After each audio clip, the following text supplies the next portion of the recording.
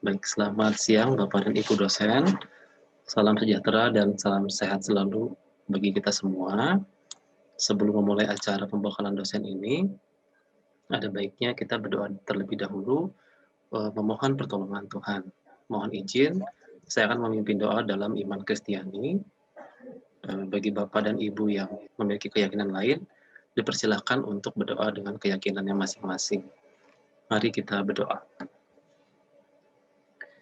Bapa kami yang bertahta dalam kerajaan surga yang kudus, pada saat ini kami datang ke hadirat-Mu untuk mengucapkan terima kasih atas berkat penyertaan-Mu kepada kami saat ini.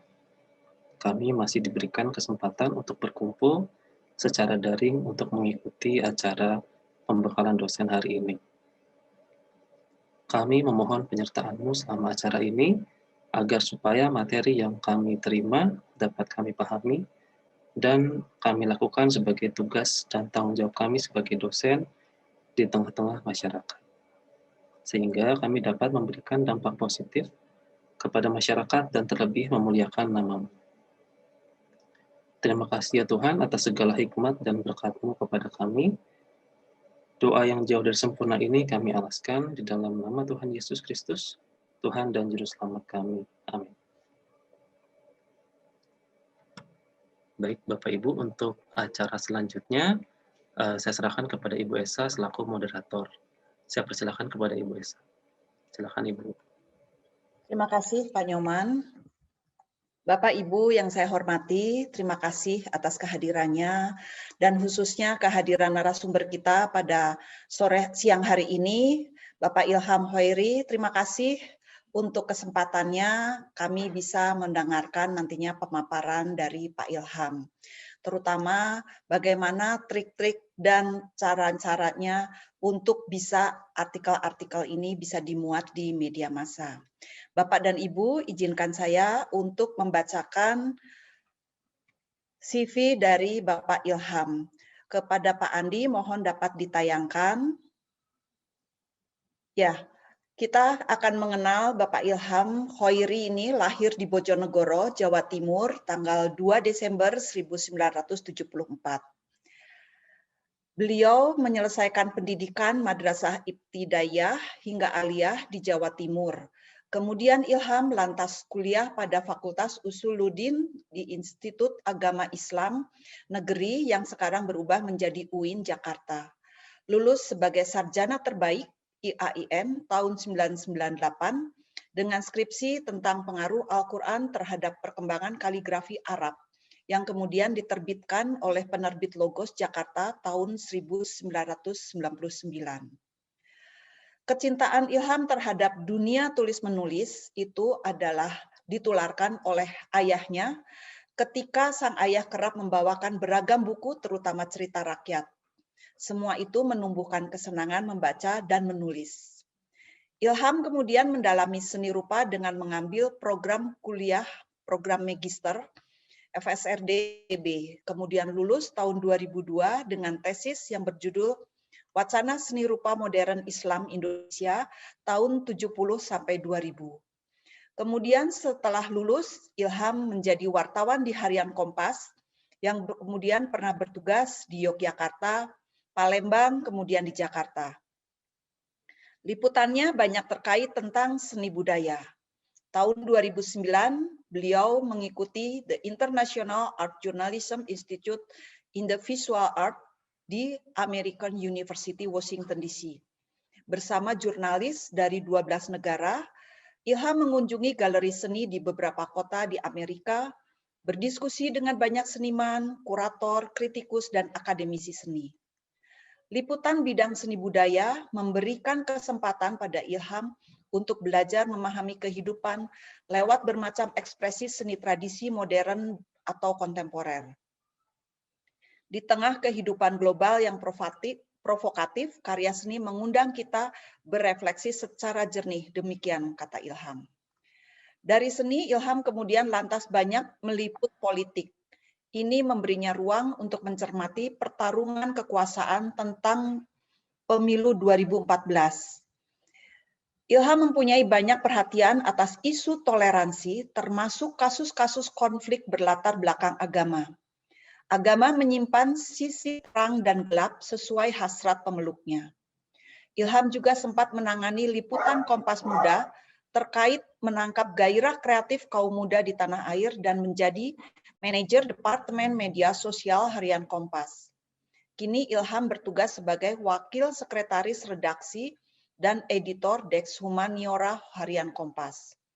Penghargaan yang diperoleh Ilham adalah Futures Ilham tentang budaya suku laut di Belitung, yang mendapatkan anugerah kebudayaan dari Departemen Kebudayaan dan Pariwisata RI tahun 2005.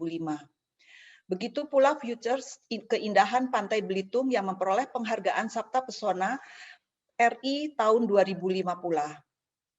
Tahun 2007, Ilham juga memperoleh Sagam Melayu Award di Pekanbaru Riau.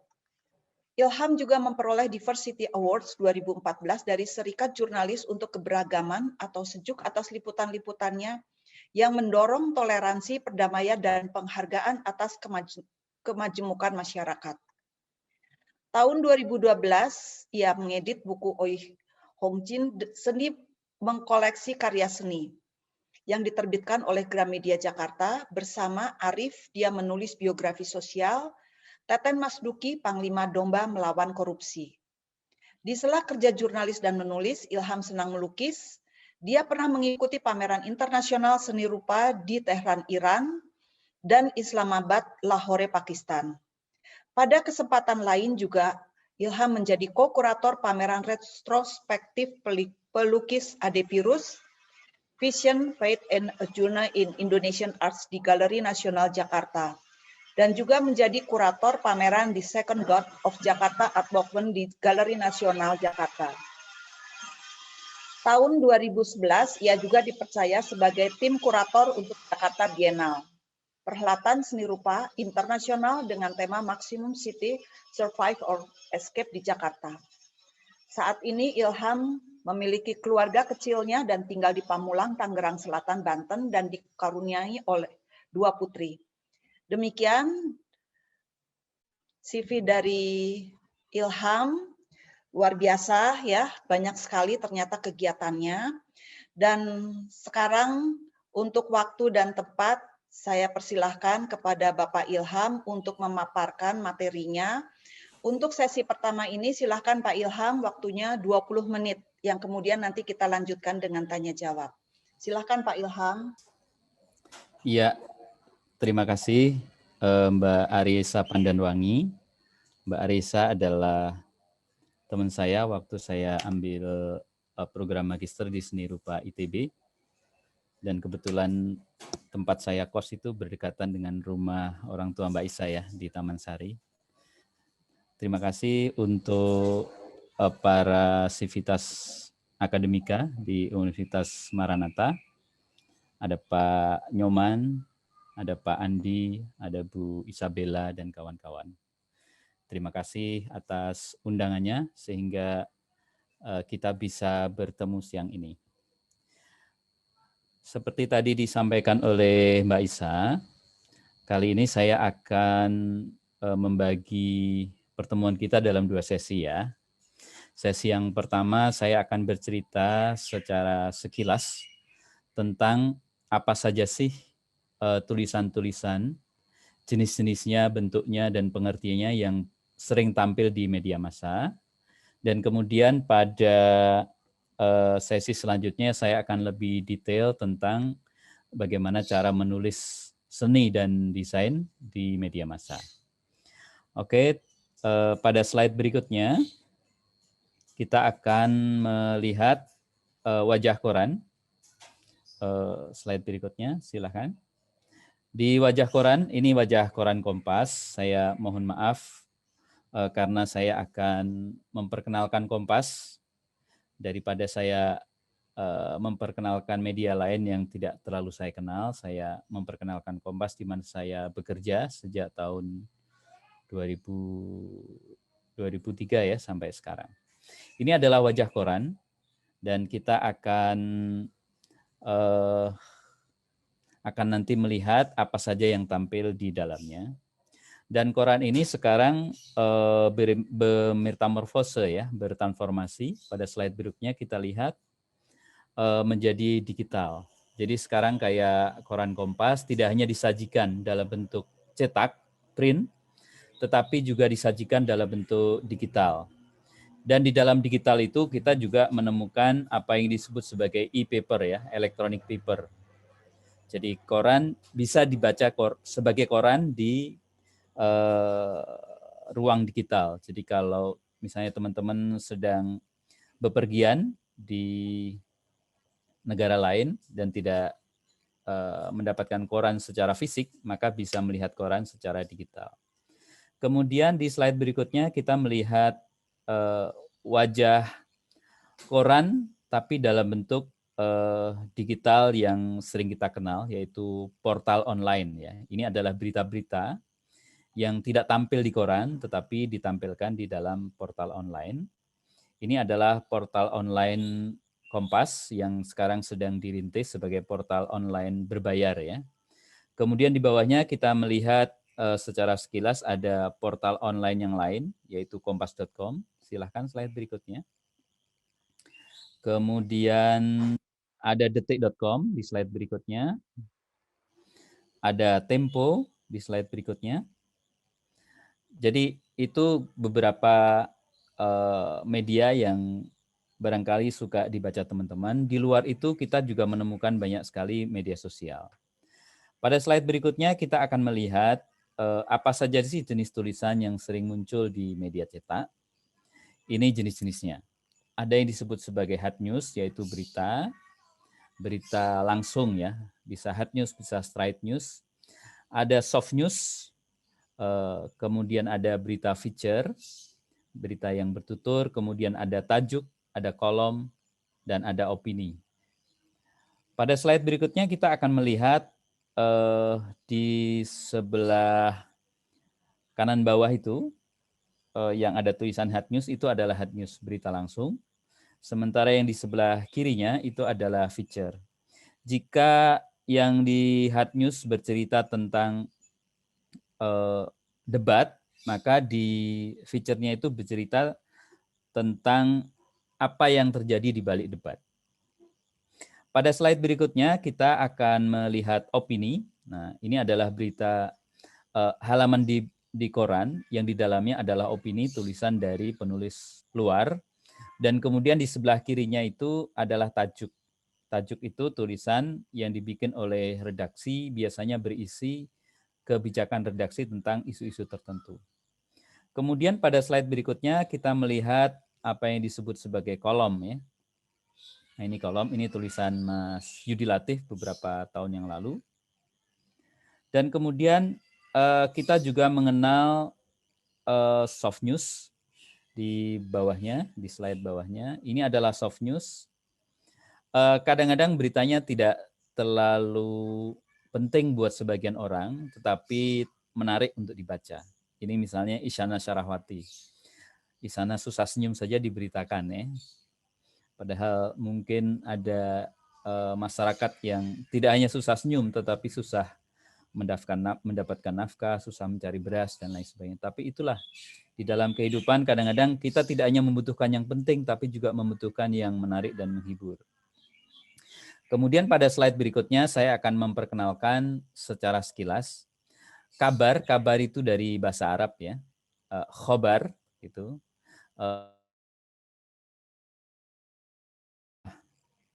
Mufrad itu apa ya? Single ya, bentuk singlenya, sementara bentuk jamaknya itu bentuk pluralnya adalah akhbar ya. Kalau dalam bahasa Inggris biasanya kita sebut sebagai news. Newspaper itu adalah paper yang berisi news, kira-kira seperti itu. Yang berita itu kalau secara umum kita sebut sebagai peristiwa yang dilaporkan. Nah, di dalam berita pada slide berikutnya kita akan mengenal apa yang disebut sebagai hard news.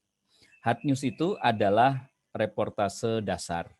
Kalau di dalam dunia tinju itu ada banyak pukulan ya, ada mungkin Mbak Esa lebih mengenal. Ada uppercut itu pukulan dari bawah, ada hook itu pukulan dari kiri. Nah, hard news itu disebut sebagai pukulan lurus ke depan, straight news. Kalau ngomong itu secara langsung, tidak pakai berbelit-belit, kira-kira begitu. Yang sederhananya biasanya kita artikan sebagai peristiwa yang dilaporkan secara langsung dan lugas. Jadi ini bukan seperti seseorang yang jatuh cinta dan kemudian menyatakan cintanya, atau hari-hari ini kita mendengar mungkin berita tentang Nisa Sabian yang dikabarkan punya hubungan dengan temannya yang sudah menikah gitu, dan kemudian itu pasti dilakukan tidak secara langsung. Nah, berita bukan seperti itu. Kemudian kita akan lihat wajahnya pada slide berikutnya. Wajah berita. Nah, ini adalah wajah Hard News. Waktu itu kebetulan saya bikin ketika saya berada di Aceh, tentang masih adanya tembak-menembak antara TNI dan GAM, meskipun semua pihak waktu itu sudah sepakat untuk menerapkan perdamaian sesuai dengan perjanjian yang di Helsinki, di Finlandia.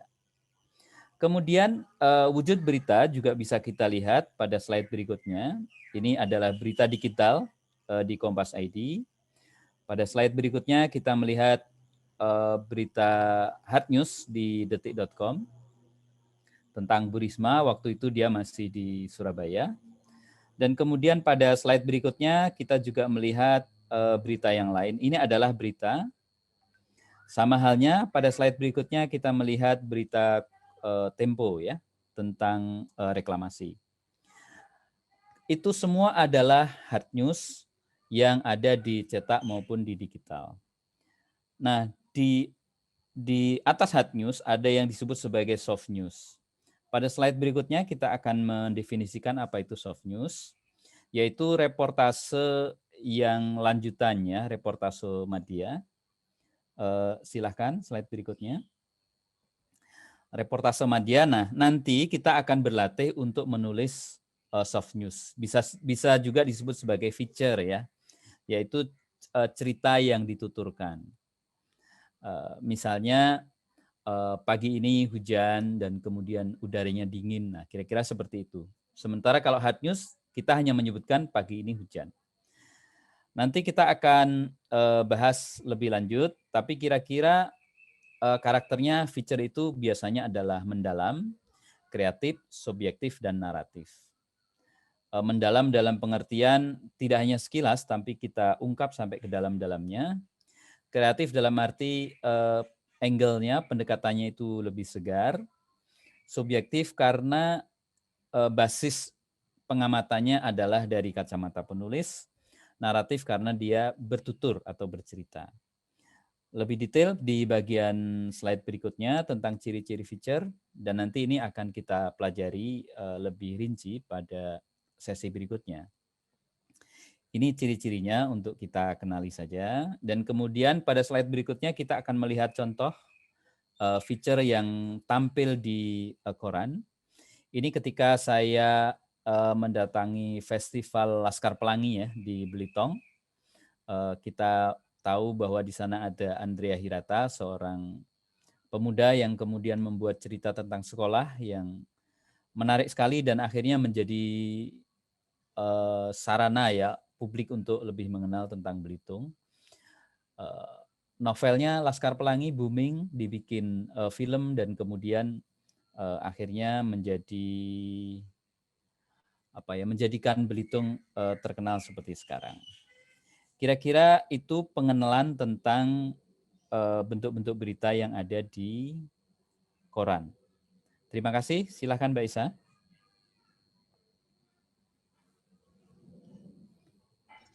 Terima kasih Pak Ilham atas paparannya yang menarik. Kita buka untuk sesi tanya jawab ya. Buat teman-teman yang mau bertanya, monggo silakan bisa ditulis di kolom chat atau bisa langsung bertanya. Sambil menunggu teman-teman yang lain, Pak Ilham, kalau boleh saya ini mau tahu ya.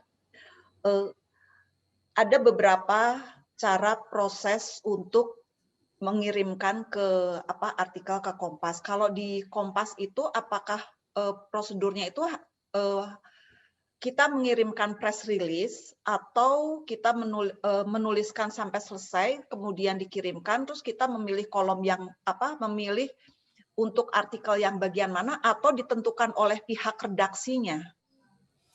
Ya, jadi sebetulnya tergantung pada bentuk tulisan apa yang kita inginkan. Kalau misalnya teman-teman di Maranatha, Bapak Ibu dosen punya kegiatan menarik, misalnya bikin pameran, dan ingin pameran itu diliput, maka yang dilakukan adalah mengirim undangan dan kemudian mengirim rilis. Nanti jika wartawan merasa itu penting, maka wartawan akan datang dan kemudian meliputnya dan membuat tulisan yang menulisnya adalah wartawan. Tetapi jika teman-teman di Maranatha ingin menuliskan sendiri peristiwa itu, maka bentuknya adalah membuat opini ya. Kalau di dalam seni biasanya disebut sebagai IC seni atau review pameran. Nah, itu dituliskan kemudian dikirimkan kepada redaksi Kompas dan kemudian ya kita tunggu apakah kiriman kita itu diterima atau diterbitkan, sepenuhnya tergantung kepada editor opini di Kompas. Kira-kira seperti itu Mbak Isa. Oh ya, terima kasih. Sambil menunggu yang lain, mungkin kita bisa lanjut dulu ke slide yang selanjutnya ya Pak Ilham. Ya, betul, langsung saja. Ya. Silakan Pak Andi untuk menayangkan slide yang kedua ya. Ya, terima kasih. Nah, pada sesi ini kita akan berbicara lebih detail ya. Kita langsung masuk ke slide nomor 4, silahkan. Ya, tadi kita sudah jelaskan secara sekilas dan kita akan melihat ciri-ciri feature di slide berikutnya. Apa sih yang membedakan feature dengan yang lain? Yang membedakan yang pertama adalah keterampilan berbahasa. Jadi feature itu menjadi menarik karena ada unsur keterbacaan yang membuat nyaman ya, yang membuat pembaca merasa senang. Kemudian yang kedua ada bangunan cerita. Jadi ada struktur yang jelas, ada alur ceritanya dan lain sebagainya.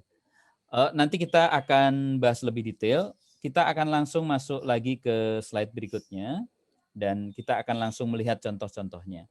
Nah, di sini ada beberapa jenis feature yang biasa ditulis di koran. Ini bisa ditulis oleh wartawan, bisa juga ditulis oleh orang luar ya. Misalnya teman-teman dosen di Maranatha ingin menulis di Kompas juga bisa menggunakan pendekatan ini. Meskipun misalnya pendekatan wawancara biasanya dilakukan oleh wartawan. Di sini ada yang disebut sebagai bright ya, kemudian sidebar, profil orang, profil organisasi, feature komprehensif, pengalaman pribadi, feature layanan, dan feature wawancara. Apa saja itu? Mari kita simak pada slide berikutnya. Di slide ini kita melihat apa yang disebut sebagai bright ya. Bright itu semacam pencerahan sekilas ya. Ini biasanya digunakan oleh wartawan untuk menuliskan hal-hal kecil yang menarik dari seseorang.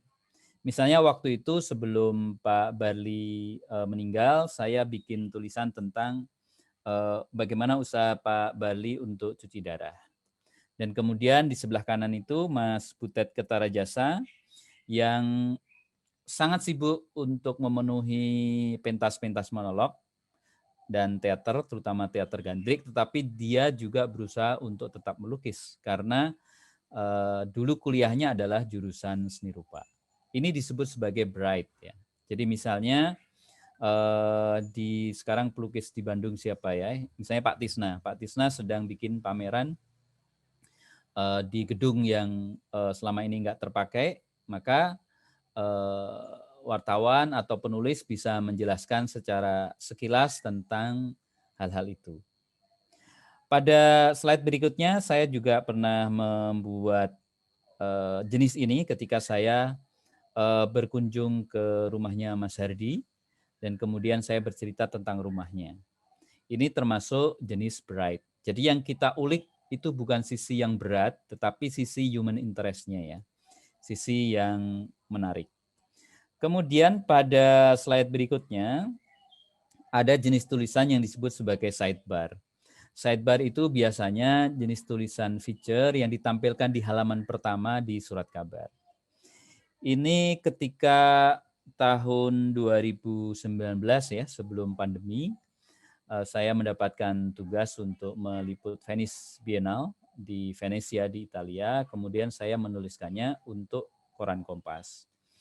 Waktu itu saya kasih judul Indonesia untuk Dunia, dalam pengertian karena di sana ada beberapa seniman Indonesia yang berkolaborasi untuk menampilkan problematik Indonesia di dalam kacamata seni rupa dan desain, dan kemudian disajikan kepada halayak pengunjung yang ada di Venice, dan mereka itu adalah mewakili orang-orang yang ada di seluruh dunia. Ini disebut sebagai sidebar. Jadi dia lebih berat sedikit ya dibanding dengan Bright, tetapi tetap ada unsur-unsur yang menghibur. Kemudian pada bentuk yang ketiga, di slide berikutnya, saya memperkenalkan apa yang disebut sebagai feature profile, yaitu profil orang. Ini saya memberi contoh waktu saya liputan Bobsik ya. Bobsik itu teman-teman yang mengajar di Maranatha tentunya mengenal. Bobsik adalah pelukis yang unik karena penampilannya, pertama-tama ya, kalau kita ketemu pasti kaget karena hampir tidak ada bagian badannya yang tidak ditato ya. Itu kan yang kelihatan. Yang tidak kelihatan pun ditato katanya. Tapi saya tidak membuktikannya apakah kata-kata itu benar atau tidak, saya percaya saja. Pokoknya seluruh tubuhnya itu ditato. Dan kemudian saya bercerita tentang kenapa Bobsik itu mentato tubuhnya. Ya, itu adalah bagian dari ekspresi seni. Dia bilang saya adalah seniman yang merdeka. Merdeka untuk apa saja termasuk mentato tubuhnya. Dan kemudian saya menceritakan profilnya Bobsik. Bagaimana dia kemudian, dia tidak hanya ditato ya, penampilan tubuhnya kalau jalan juga agak terseok-seok, karena pada tahun 98 dia pernah mengikuti rame-rame unjuk rasa dan waktu ditangkap aparat keamanan dan digebuki sampai kemudian badannya ada yang mungkin rusak dan tidak bisa kembali normal. Dan rambutnya gimbal. Mungkin kita ingat dulu siapa tak gendong kemana-mana itu Mbah siapa itu Mbak Isa? Mbak Surip, Pak. Mbak Surip, betul. Terima kasih sudah diingatkan. Mbak Surip yang dimakamkan di bengkel sastra W.S. Rinda di Citayam, Depok. Nah, penampilannya kurang lebih seperti ini. Tetapi ketika saya tanya ya, waktu itu saya tanya, apa sih cita-citanya Bobsik beberapa tahun ke depan? Dia bilang saya akan berangkat haji. Wah, kok bisa? Ya, saya yakin loh orang seperti saya meskipun tubuhnya diraja oleh tato, mestinya sih akan diterima. Dan ternyata kemudian beberapa tahun berikutnya saya mendengar dia menjalankan umroh ya. Hajinya saya tidak tahu, tapi dia menjalankan umroh dan di Ka'bah dia berpose di sana. Kata dia, Ka'bah itu menerima para pendosa yang bertaubat katanya. Dan kemudian di tulisan ini saya menceritakan bagaimana prinsip merdeka dengan seni itu kemudian dimasukkan sebagai spirit Bobsik untuk melukis. Di slide berikutnya saya kemudian bercerita tentang profil juga, yaitu Ugo Untoro. Ini temannya Bobsik juga di Jogja. Waktu itu dia berpameran tunggal di Galeri Nasional. Salah satu karyanya adalah bangkai kuda ya. Dia suka sekali dengan kuda dan dia pamerkan instalasi kuda. Kuda itu kalau teman-teman pernah menonton film The Cell dengan sutradara Tarsem Singh, dia menggunakan instalasi kuda Damien Hirst ya, seniman dari Inggris. Nah, beberapa karya Ugo Untoro itu terinspirasi dari pendekatan Damien Hirst untuk membuat instalasi. Nah, di dalam cerita profil ini saya mengisahkan bagaimana dia tertarik dengan kuda, bagaimana dia memaknai kuda, mempresentasikan kuda di dalam pameran di Galeri Nasional. Lantas di slide berikutnya saya juga pernah menulis sosoknya Pak Biranul Anas. Nah ini dia Pak Biranul Anas, orang Malang yang kemudian menjadi dekan waktu itu di ITB. Dia menekuni serat ya, menekuni seni serat, dan Pak Biranul sudah meninggal beberapa tahun lalu. Dan saya menuliskan kenapa dia menyukai serat dan lain sebagainya. Ini saya tulis ketika dia menggelar pameran tunggal di Bentara Budaya di Jakarta. Pada slide berikutnya kita mengenal bentuk feature yang berisi tentang profil organisasi. Ini ketika saya membuat liputan tentang Lembaga Kaligrafi Al-Quran atau LEMK. Ini di UIN, Universitas Islam Negeri di Ciputat, di mana dulu saya juga belajar menulis kaligrafi. Saya bercerita bagaimana orang-orang berkumpul di situ dan kemudian sama-sama belajar menulis khot Arab. Tidak hanya orang-orang di lingkungan pesantren atau di lingkungan kampus UIN, tetapi bahkan di situ pesertanya ada yang dari Jepang. Orang Jepang, agamanya bukan Islam, tetapi dia belajar menulis kaligrafi. Dan itu adalah kegiatan komunitas, dan komunitas itulah yang saya angkat. Pada slide berikutnya, saya memperkenalkan apa yang disebut sebagai feature komprehensif. Ini ketika saya mendapatkan kesempatan perjalanan ke mana? Ke Cina ya, ke Beijing. Itu tahun 2007. Yang disebut sebagai feature komprehensif adalah ketika tulisan itu mengangkat secara utuh tentang satu fenomena dan kemudian menyajikannya dari berbagai sudut pandang. Ketika saya mengunjungi Beijing dan kemudian saya berusaha untuk menangkap apa sih sebetulnya di balik booming seni rupa di China waktu itu, maka saya menyajikannya dari berbagai sudut. Dari sisi infrastruktur, saya bercerita bahwa di negara itu ada banyak distrik ya, kota-kota, dan setiap kota itu punya museum, dan di setiap kota juga punya kampus seni, sehingga merekalah yang memproduksi para sarjana seni. Museum sebagai sarana untuk memajang karya-karya. Mereka juga punya infrastruktur pasar. Mereka punya beberapa perhelatan ya, perhelatan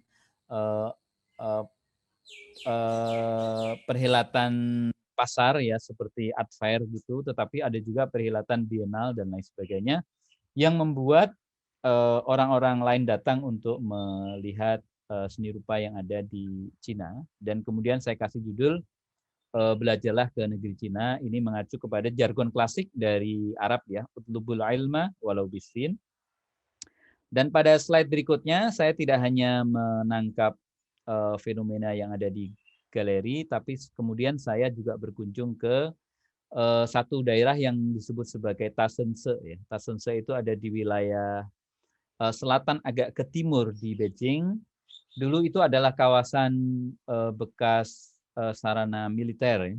Di sana digunakan untuk memproduksi peralatan komunikasi militer. Nah, gudang-gudang bekas peralatan itu kemudian disulap menjadi ruang galeri, sebagian untuk studio seniman, sebagian untuk kafe, sebagian untuk ruang pertemuan, dan sekarang itu betul-betul menjadi semacam one stop shopping gitu. Begitu kita berkunjung ke situ, kita akan menemukan semuanya. Kita menemukan senimannya, kita menemukan pameran di galeri, kita menemukan studio di mana seniman bekerja, kita menemukan perpustakaan yang menjual buku-buku, kita juga menemukan kafe yang menarik untuk dipakai untuk kongko-kongko dan bicara tentang seni. Waktu saya ke sana menjelang musim dingin, jadi lumayan dingin. Kemudian di slide berikutnya, saya kemudian juga mengkaitkan apa yang terjadi dengan Cina itu dengan seni yang ada di Indonesia. Apakah kita bisa menjadi seperti itu? Di situ saya juga menulis tentang bagaimana para seniman Cina menjadi kelas orang kaya baru ya, sebut saja begitu, karena harganya melambung-lambung ya. Ada banyak seniman Cina yang harganya minta ampun lah, seperti Zhang Xiaogang yang sangat terkenal, ada Yu Mingjun, ada Lei Mingjun, dan lain sebagainya. Pada slide berikutnya, saya memperkenalkan apa yang disebut feature pengalaman pribadi. Ini semacam catatan traveling ya. Silahkan slide berikutnya. Ini saya bikin ketika saya mengunjungi New York tahun berapa ini ya? Tahun 2018 ya. Ini adalah kunjungan yang kedua saya ke New York, sebelumnya tahun 2009, dan saya jalan-jalan waktu itu di New York melihat patung-patung yang ada di ruang publik. Lantas saya berkunjung ke MoMA, Museum of Modern Art di New York atau Manhattan, dan saya kemudian menemukan karya-karya yang menarik. Tetapi di sini saya lebih banyak bercerita bagaimana kota itu bukan hanya menjadi kota bisnis, kota metropolitan, tetapi juga menjadi kota seni. Karena ruang-ruang kotanya tidak hanya dipenuhi dengan toko-toko, tapi juga karya seni yang dipajang di ruang publik. Di slide berikutnya saya akan menunjukkan satu karya yang menarik, yaitu karya Robert Indiana, yaitu karya Love. Itu saya bercerita tentang bagaimana orang-orang berpose di depan karya Love itu, huruf besar LOVE gitu, yang memprovokasi orang untuk menceritakan tentang rasa cintanya. Jadi kalau ada satu pasang orang yang berpose di situ, maka mereka biasanya terprovokasi untuk menunjukkan mereka sedang berangkulan atau bahkan berciuman atau mengekspresikan rasa cintanya. Hal serupa juga saya lakukan ketika saya berkunjung di Perth di Australia. Di slide berikutnya, silakan. Di sini saya menceritakan tentang mural. Ya. Perth itu menjadi menarik karena dinding-dinding kotanya sebagian itu dibiarkan dihiasi mural yang dibuat oleh para seniman lokal maupun seniman yang lagi residensi di sana. Dan itu memberikan warna yang asik ya, yang di tengah kota. Saya tidak hanya di Perth, saya tapi juga bergeser ke kota yang agak lama, dekat pelabuhan, dan semuanya dihidupkan dengan mural. Pada bentuk berikutnya, saya ingin pada slide berikutnya, saya ingin menceritakan tentang fitur layanan. Ini tulisan tentang desain ya, yang dibikin, yang diluncurkan, desain perabotan rumah tangga yang diluncurkan di satu galeri di Singapura, dan saya kemudian bercerita tentang keindahan estetika yang bertemu dengan fungsi atau ergonomi gitu ya. Ini semacam terobosan dari produsen untuk menerjemahkan obsesi ya, mungkin dari spirit lama Bauhaus yang muncul di Jerman setelah revolusi industri, di mana mereka ingin membuat karya-karya desain produk itu juga menarik karena di dalamnya diramu ya dengan unsur estetika fine art. Kemudian pada bentuk berikutnya di slide selanjutnya ada yang disebut sebagai feature wawancara. Ini biasa dilakukan oleh wartawan ketika mewawancarai seorang seniman. Waktu itu saya mewawancarai Pak Adi Pirus. Saya menyebutnya sebagai lokomotif lukisan kaligrafi Islam karena dia adalah salah satu dari pelukis di Bandung yang memperkenalkan lukisan kaligrafi Arab.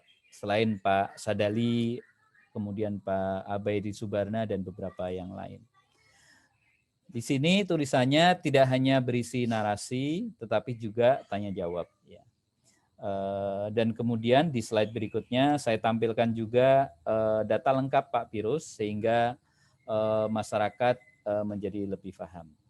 Sebagai selingan, saya tidak hanya menulis tentang sesuatu yang serius.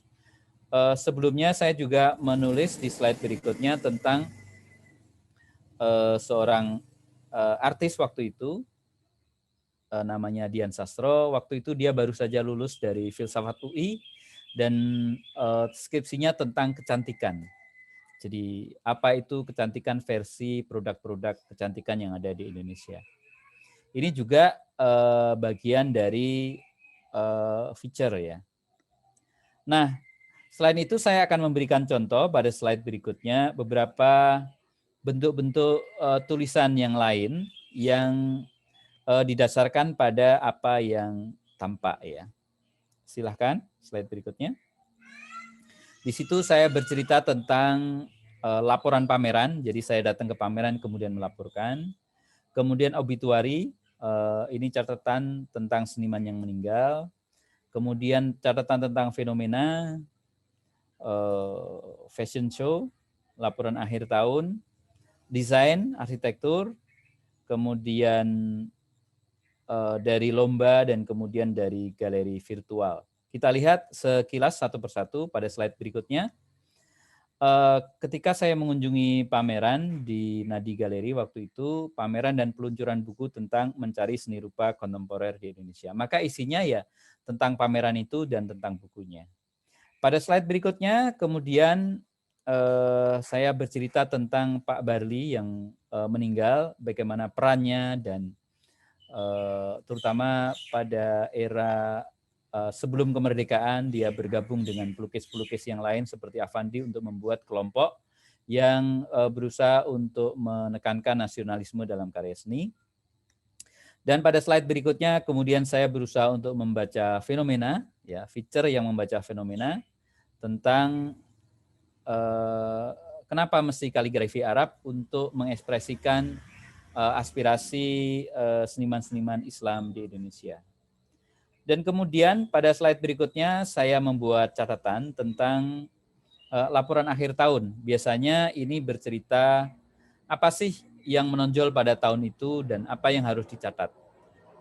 Teman-teman dosen di sini juga memungkinkan untuk membuat cerita seperti sekarang. Misalnya tentang pameran virtual ya, yang sekarang menjadi booming karena tidak mungkin lagi membuat pameran tatap muka secara langsung untuk menghindari potensi infeksi virus corona baru, misalnya seperti itu.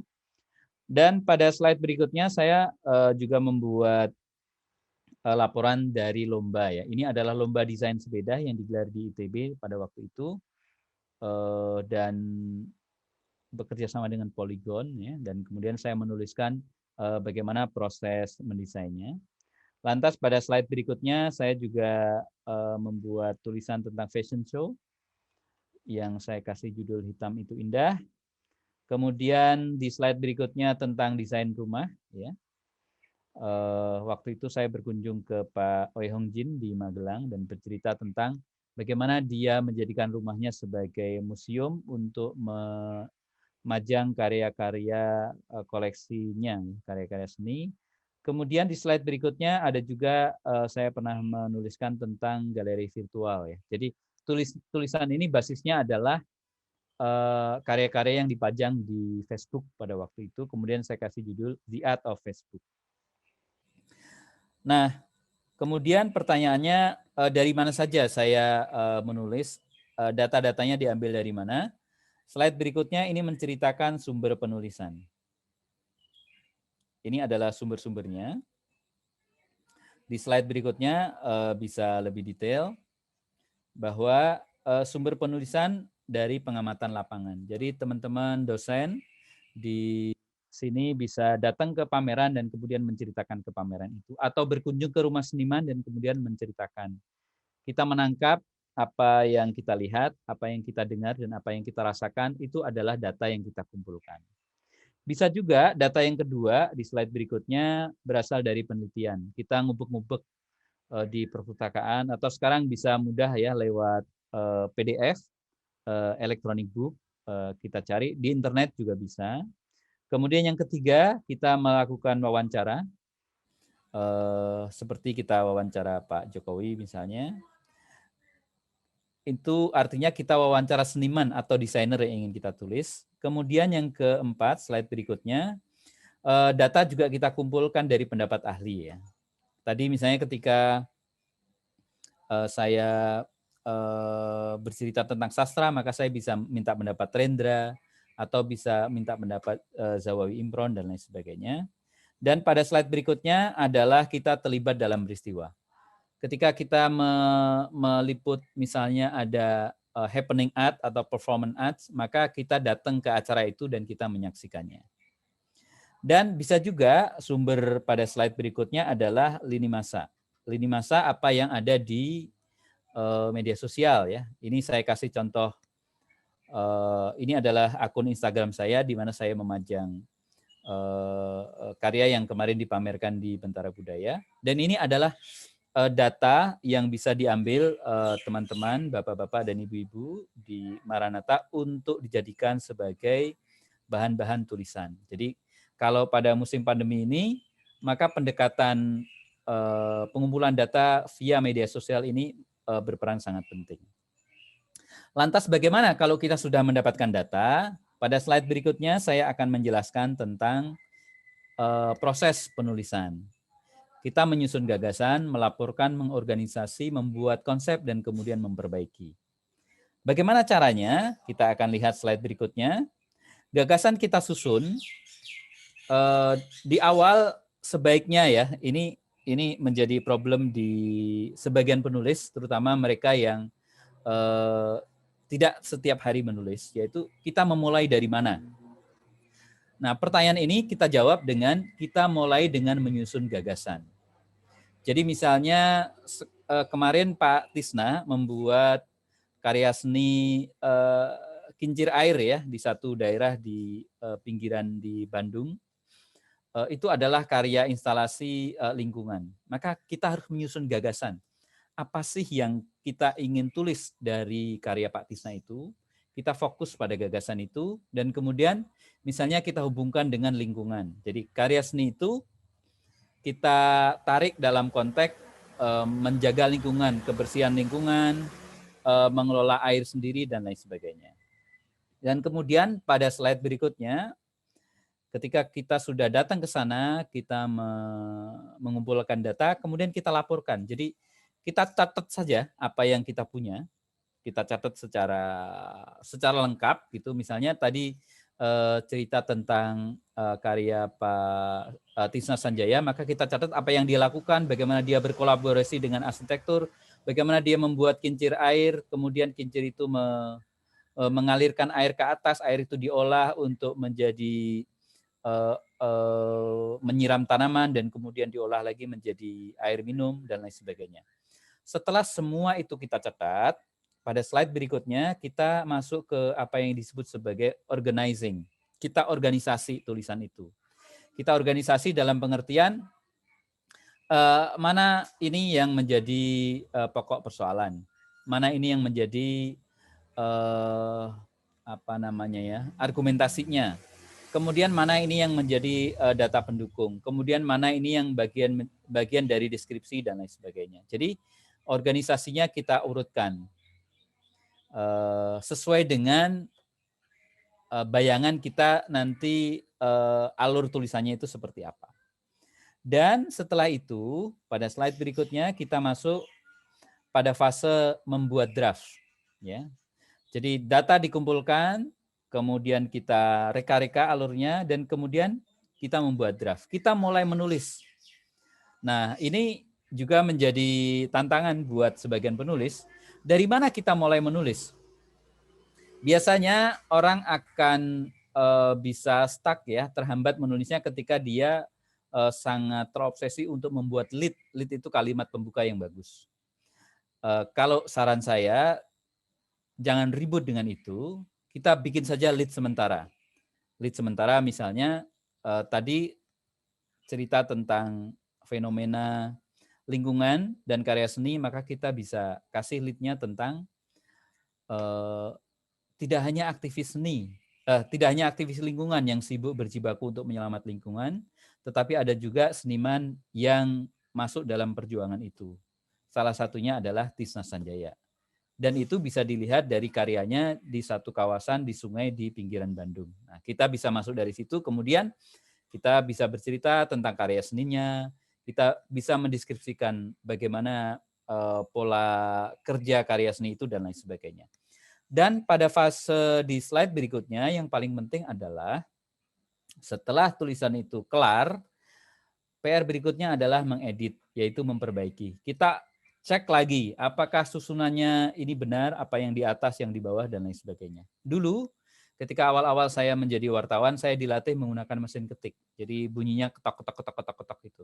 Itu untuk melatih pikiran kita biar kita mudah untuk menulis. Jadi sebelum menulis, tulisan itu sudah hampir selesai di kepala dan kemudian kita tumpahkan lewat mesin ketik itu. Tetapi dengan kecanggihan teknologi sekarang kita bisa mengakalinya dengan copy paste di komputer ya. Itu kira-kira secara umum gambaran ya tentang bagaimana cara menulis, dan saya akan jelaskan secara singkat lagi. Silakan slide berikutnya. Bagaimana membuat feature ini menarik ya. Ini sekaligus menjawab tadi ada chatting ya dari pertanyaan yang pertama tentang bahasa ya. Silahkan ke slide berikutnya. Salah satu hal yang menonjol dari feature adalah kemampuan berbahasa. Saya ingin kasih contoh sedikit. Sorry, ada suara ayam jago berkokok. Mohon maaf. Ini adalah karya dari Hamsat Rangkuti. Betapa bahasa itu menarik ya. Dia membuat cerpen yang judulnya, dia membuat 2 seri cerpen. Seri pertamanya adalah Aku ingin menghapus bekas bibirnya di bibirmu. Aku ingin menghapus bekas bibirnya di bibirku dengan bibirmu. Menarik bukan? Dia tidak mengatakan bahwa saya ingin berciuman, tapi dia menggunakan ungkapan yang lain. Ini adalah salah satu kemampuan berbahasa. Dan pada seri berikutnya, dia kemudian menjelaskan, aku ingin menghapus bekas bibirnya di bibirku dengan bibirmu di biskota. Nah, ini ilustrasi saja ya betapa kemungkinan berbahasa itu sangat perlu dieksplorasi sehingga kita akan mendapatkan karya yang menarik. Kemudian pada slide berikutnya kita akan mengenal apa yang disebut sebagai bangunan cerita ya, alur struktur. Ini alur yang biasa digunakan dalam cerpen, misalnya ada pengenalan, ada konflik, kemudian ada klimaks, ada penyelesaian, anti klimaks, dan lain sebagainya. Jadi struktur itu penting agar tulisan kita itu enak dibaca dan pembaca itu merasakan semacam unsur drama ya dalam tulisan kita. Dan kemudian hal penting lain pada slide berikutnya adalah bagaimana kita mengambil sudut pandang yang menarik. Tadi saya bercerita tentang New York ya. Banyak orang bercerita tentang bisnisnya, tentang tata kotanya dan lain sebagainya. Saya memilih untuk menggunakan karya yang ada di jalanan. Nah, itu adalah pilihan saya. Steve Jobs, pendiri Apple, mengatakan think different. Kita harus berpikir secara berbeda sehingga kita menemukan sesuatu yang menarik. Kemudian pada fase berikutnya, kita dituntut untuk fokus dan mendalamnya. Ketika kita tadi bercerita tulisan tentang karya Pak Tisna di sungai dengan Kincirema, maka kita harus fokus untuk mengaitkan karya seni itu dengan upaya-upaya pelestarian lingkungan dan kemudian menggali makna di dalamnya. Apa sih pentingnya karya itu, kenapa karya itu menarik, dan seterusnya. Dan kemudian pada slide berikutnya kita mengenal apa yang disebut sebagai perspektif. Ini hanya perumpamaan secara visual ya, bahkan bidang datar pun itu bisa memberikan ilusi seperti ada ruang ketika kita bisa membangun perspektif yang tepat. Jadi perspektif itu sangat menentukan. Misalnya dalam satu pameran kita bisa memilih apakah kita menulis dengan perspektif penonton, apakah kita menulis dengan perspektif seniman, artinya kita menggunakan perspektif seniman untuk menilai karya itu, atau kita menggunakan perspektif kritikus seni. Masing-masing akan memiliki konsekuensi untuk pengumpulan data, penulisan, dan lain sebagainya. Dan yang keenam pada slide berikutnya adalah lead yang menarik.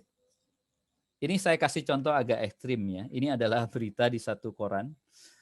Cowok UI nginep di apartemen pacar. Pagi-pagi ibunya pacar datang. Takut ketahuan, jadi Spider-Man. Kabur lewat balkon, kepleset, jatuh dari lantai 11. Ini contoh yang ekstrim. Jadi kalimat pembuka yang menarik itu akan membuat tulisan itu menjadi menarik. Mbak Esa, untuk sementara mungkin sampai di sini. Sebetulnya ada slide-slide berikutnya, tetapi saya takut kepanjangan. Mending kita akan ngobrol langsung lewat tanya jawab ya. Terima kasih. Terima kasih Pak Ilham untuk paparannya yang menarik. Ternyata menulis itu nyaris sama ya ketika kita mau meneliti ya. Ya, ada beberapa tahapannya yang sangat-sangat mirip ya. Pak Ilham, ini ada 4 pertanyaan dari teman-teman ya.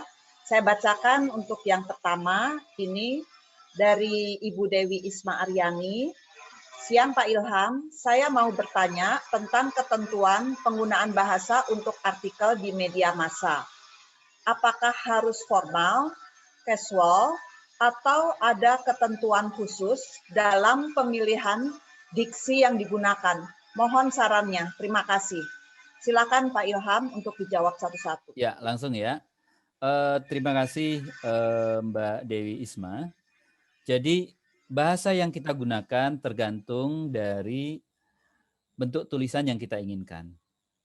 Kalau tulisannya seperti misalnya saya wartawan menulis reportase, maka bahasanya adalah bahasa yang bersifat naratif ya, seperti kita mendongeng. Ada satu prinsip dalam kerja jurnalistik yaitu don't tell but show. Kita memperlihatkan. Jadi kita ajak pembaca seolah-olah datang ke, sekali lagi ini untuk mempermudah saja, datang ke sungai di mana Pak Tisna membuat karya seni kincir tadi, dan kemudian kita menggambarkan. Tetapi kalau bentuknya misalnya kolom, maka bentuk bahasanya ya antara formal dan informal kita kombinasikan.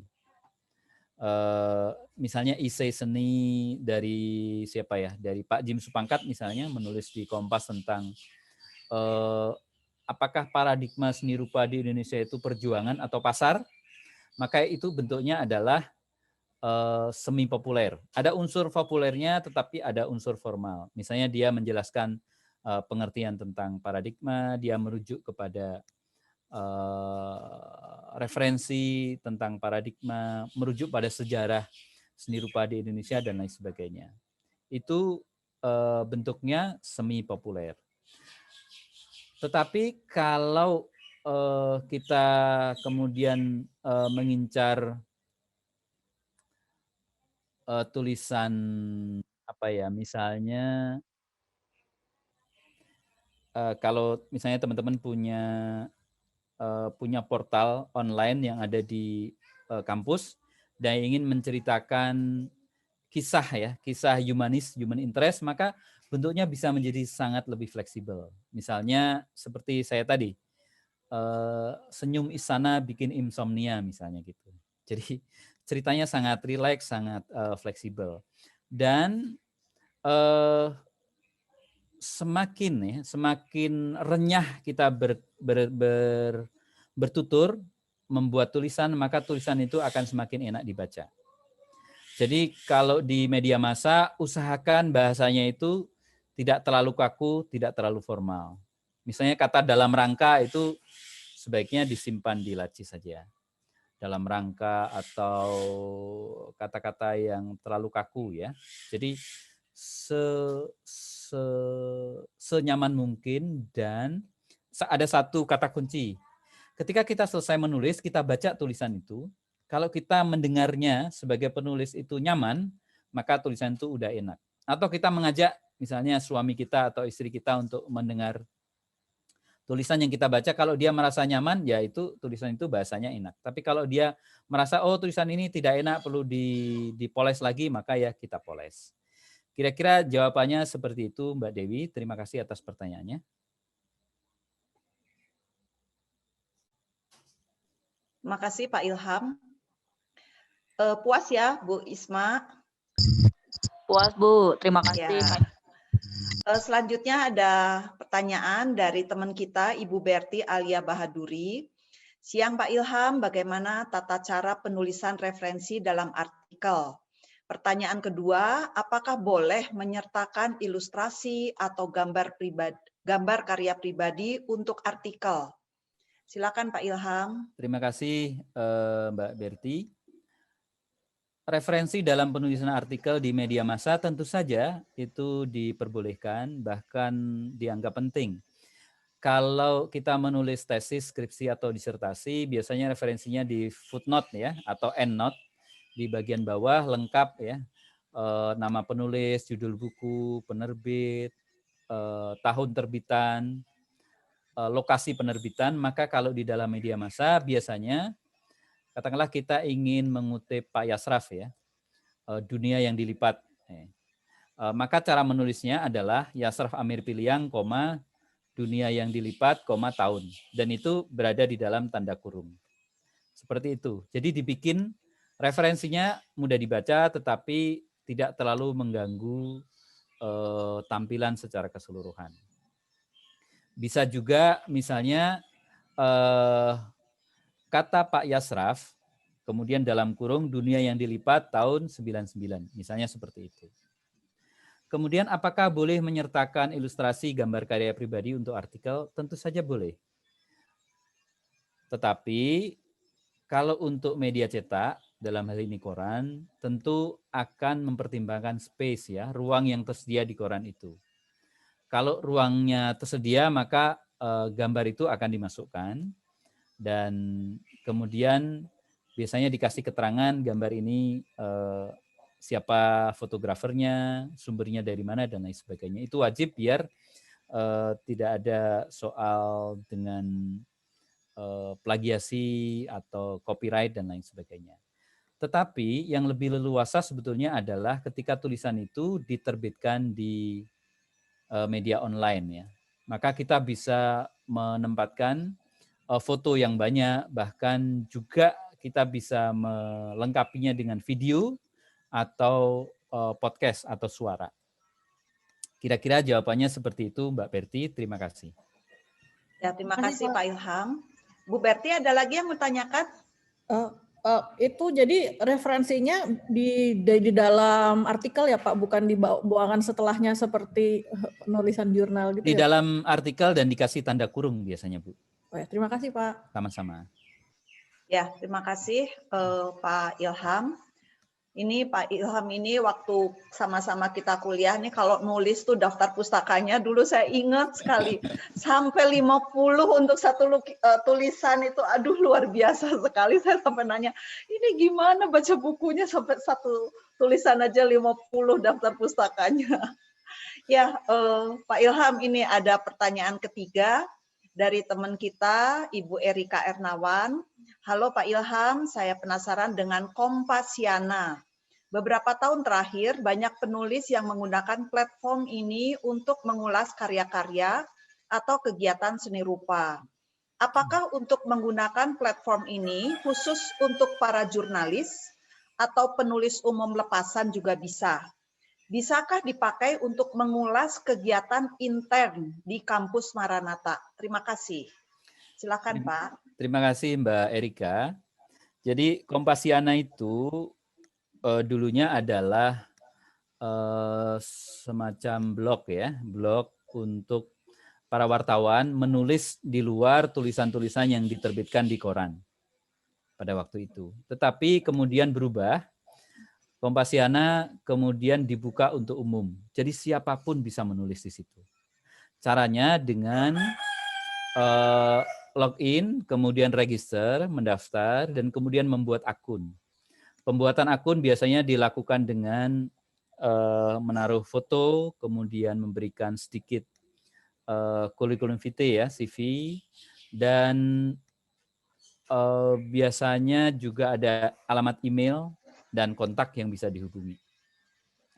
Dan kemudian apakah itu memungkinkan digunakan untuk mengulas karya seni rupa? Tentu saja, karena Kompasiana itu adalah platform yang terbuka untuk publik dengan tema yang bermacam-macam. Kalau belakangan ini sih biasanya tema-tema politik itu sangat menarik untuk dibaca karena terutama misalnya menjelang pilkada atau pilpres gitu ya, kubu nomor 1, nomor 2 akan berantem di situ. Tetapi bisa juga ibu-ibu, bapak-bapak yang ada di Maranatha untuk menulis tentang seni rupa. Itu sangat bebas. Itu justru akan menarik, misalnya ketika banyak penulis bercerita tentang politik, bercerita tentang ekonomi, bercerita tentang kuliner, bapak atau ibu bisa mengkhususkan diri untuk menulis tentang seni rupa.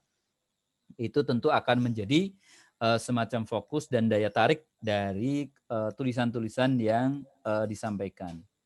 Apakah bisa menggunakan Kompasiana untuk menceritakan tentang kegiatan internal? Oh, sangat bisa. Kegiatan internal bisa ditulis di situ, cuman karena pembacanya tidak hanya orang internal di kampus tertentu, maka diusahakan diberikan konteks. Katakanlah di Maranatha ada pameran studio mahasiswa yang mengerjakan tugas akhir misalnya.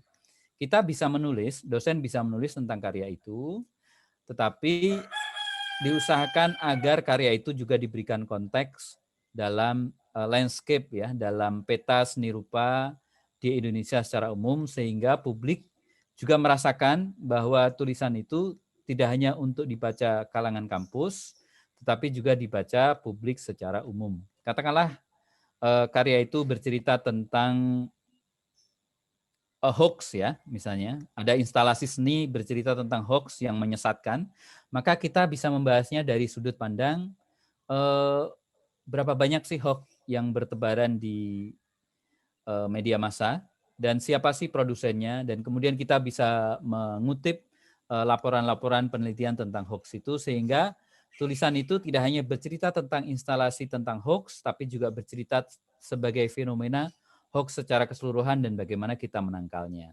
Semoga menjawab pertanyaan itu. Terima kasih. Ya, bagaimana Bu Erika? Puas? Puas menjawab. Terima kasih Pak, Bu. Sama-sama. Ya, segera ya Bu Erika ya, bikin di Kompasiana. Amin Bu. Selanjutnya ini ada pertanyaan keempat dari Ibu Stevi Gulo. Izin bertanya, untuk future jenis advertorial, apa poin penting yang perlu kita perhatikan dalam tulisan kita, sehingga artikel kita bisa ditampilkan di media massa? Dan juga cara supaya kita bisa mendapatkan spot strategis di surat kabar. Nah, ini mudah-mudahan nih Pak Ilham bisa memberikan tip and tricksnya. Silakan Pak Ilham. Ya. Terima kasih Mbak Stevi. Advertorial itu kan iklan ya, itu sponsor ya. Bagaimana cara membuat tulisan sponsor atau iklan? Tentu saja itu kembali kepada interest dari orang atau perusahaan atau organisasi atau lembaga yang ingin memasang advertorial.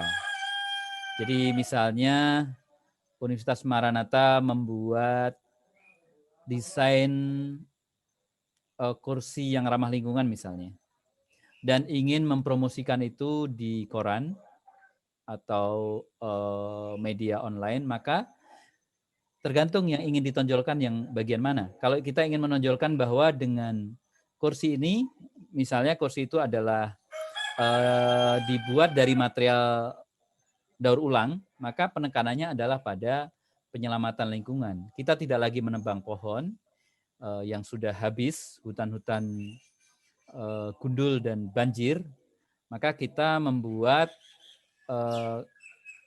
perabotan dari material daur ulang sehingga kita ikut menyelamatkan lingkungan. Maka poin itulah yang kita tekankan. Tetapi kalau kita ingin menekankan misalnya pada poin ergonomi, di antara semua kursi inilah kursi yang paling enak diduduki. Anda bisa menduduki kursi ini dengan zoom sampai 5 jam tanpa sakit pantatnya gitu ya, karena ada lekukan di bagian kursi ini yang membuat pantatmu nyaman misalnya. Maka sisi ergonomi itu yang akan kita tonjolkan. Atau misalnya ada desain sepeda. Sepeda ini sangat nyaman dipakai, enak, membuat nyaman dikayuh, maka hal-hal teknis itu yang akan kita tonjolkan. Jadi semuanya berpulang kepada interest kita ingin menonjolkan apa. Dan kemudian apa yang harus kita perhatikan, kalau bentuknya advertorial, maka yang harus diperhatikan adalah segmen pasar mana yang akan kita tuju. Kalau kita ingin produk itu dibeli atau dikonsumsi oleh kelas menengah, maka kita menggunakan bahasa-bahasa kelas menengah. Kalau kita ingin produk itu dikonsumsi oleh orang kelas atas, maka kita harus menggunakan bahasa kelas atas. Biasanya orang-orang di level atas atau kelompok borjuis, katakanlah seperti itu, biasanya suka dengan hal-hal yang terkait dengan pencitraan, ya, image, kelas, dan lain sebagainya, karena mereka mau mengeluarkan uang puluhan juta untuk misalnya membeli tas Hermes misalnya yang harganya mahal banget. Dan kemudian bagaimana caranya agar mendapatkan spot strategis di surat kabar? Kalau bentuknya itu adalah iklan, maka itu adalah transaksi. Semakin besar uang yang disiapkan untuk memasang iklan, maka semakin strategis pula spot yang diperoleh. Tetapi kalau misalnya bentuknya itu adalah kita membuat acara, kita membuat rilis, dan kita harapkan acara itu diliput di media massa, maka usahanya adalah kita bikin acara itu semenarik mungkin dan sepenting mungkin. Jadi salah satu pertimbangan media menerbitkan berita tentang acara tertentu atau peristiwa tertentu adalah salah satunya adalah karena acara itu menarik, acara itu aktual, acara itu melibatkan tokoh-tokoh prominen misalnya, katakanlah Pak Ridwan Kamil menanam pohon di Universitas Maranatha, maka itu akan berbeda misalnya dengan si Fulan yang menanam pohon, karena ada tokoh prominen yang masuk di dalamnya. Jadi kalau kita ingin acara di kampus ini juga diliput oleh media, maka kita datangkan itu dia. Acaranya menarik, orang itu terlibat, dan ada tokoh penting ya yang menjadikan berita itu akan dibaca oleh banyak orang. Kira-kira seperti itu. Terima kasih. Ya, bagaimana Bu Stevi? Sudah puas? Sudah terjawab pertanyaannya? Sudah Ibu, terima kasih. Ya, sama-sama. Baik Pak Ilham, silakan apabila ada yang masih akan disampaikan. Untuk slide-nya saya lihat masih ada ya. Oke, kita kembali ke slide ya, silakan. Tadi. Silakan, mohon bantuannya Pak Andi. Iya, tadi terkait dengan saya lihat ini pendekatan pengungkapan ya di bawah ini. Silakan slide berikutnya. Sekali lagi. Ya.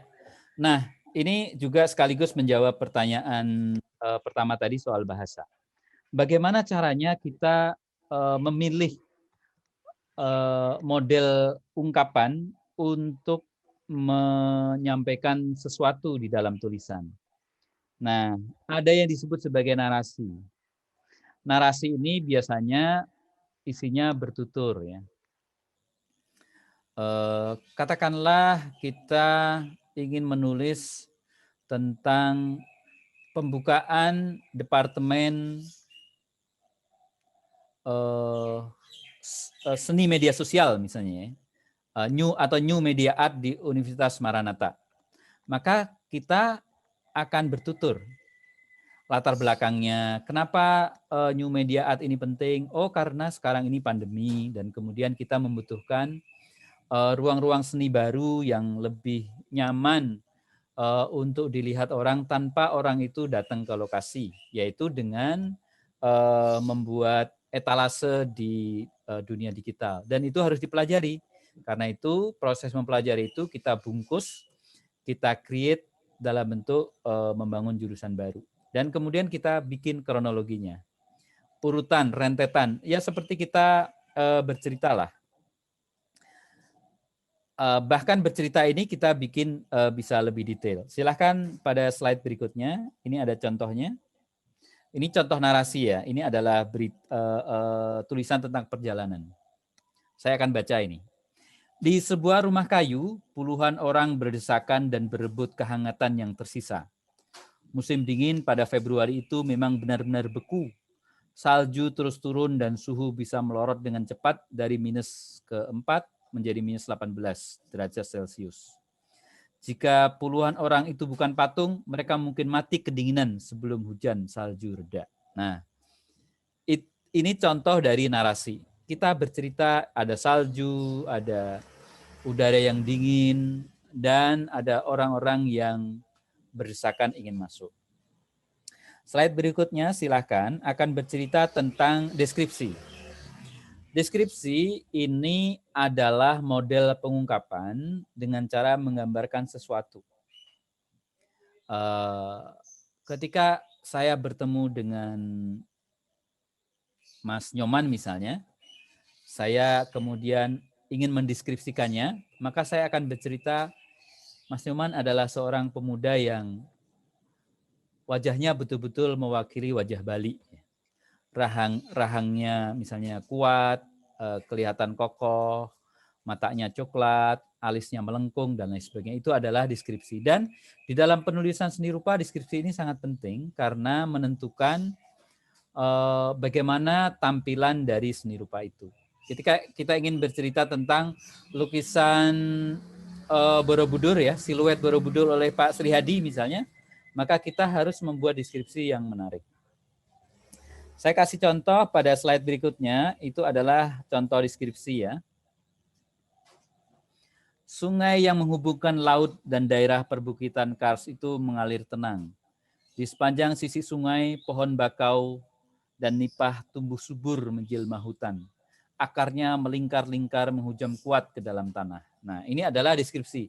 Apa yang kita lihat, kemudian kita paparkan ulang. Lantas, ada lagi pada slide berikutnya yang disebut sebagai eksposisi. Eksposisi itu ya seperti kita menulis penelitian atau tesis atau disertasi, biasanya memberikan penjelasan yang sejelas-jelasnya tentang suatu hal.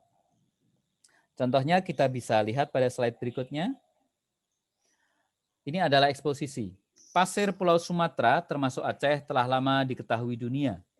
Bahkan Barus di pantai barat Sumatera Utara telah diterangkan dalam buku Ptolemaeus abad ke-2 Masehi. Buku itu menyebut Barus sebagai Barusai, tempat di mana kapur Barus yang berharga senilai emas ketika itu bisa ditemukan. Nah, ini adalah contoh eksposisi. Kalau kita ingin membuat eksposisi katakanlah tentang desain desain sendok misalnya, maka kita harus memberikan eksposisi yang sangat detail tentang desain sendok itu. Kemudian pada slide berikutnya yang penting juga adalah diksi. Diksi itu adalah pilihan kata. Kita mau menggunakan kata tentang, kita mau menggunakan kata seputar, kita menggunakan kata akan, kita menggunakan kata ini, itu, begitu, namun, tetapi, walakin, dan lain sebagainya. Itu adalah pilihan-pilihan yang akan menentukan seberapa efektif kita berbahasa, seberapa nyaman orang membaca, dan itu tentu saja akan dipengaruhi oleh jam terbang. Semakin kita sering menulis, maka semakin kita akan terampil. Apakah kita menggunakan majas atau kiasan? Apakah kita menggunakan pantun?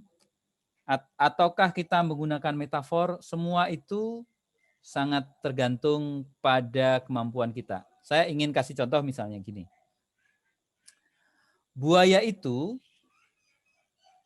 adalah makhluk yang sangat jujur. Tetapi hanya kalau dia berada di air. Begitu buaya itu naik ke darat, buaya darat, maka makhluk itu dianggap tidak lagi jujur. Makhluk itu bisa menjadi pelakor dan lain sebagainya, yang suka selingkuh dan lain-lain. Nah, apa salahnya buaya sehingga dia dijadikan metafor tentang orang-orang yang suka selingkuh sehingga disebut sebagai buaya darat. Misalnya seperti itu. Nah, diksi itu sangat menentukan. Saya ingin kasih contoh pada slide berikutnya. Ini adalah contoh diksi ya. Siang yang indah sepasang pelangi kembar muncul di langit biru Hawaii. Bagai selendang bidadari pelangi itu menjuntai dan seterusnya dan seterusnya. Dan ada satu lagi yang saya ingin bercerita kepada teman-teman.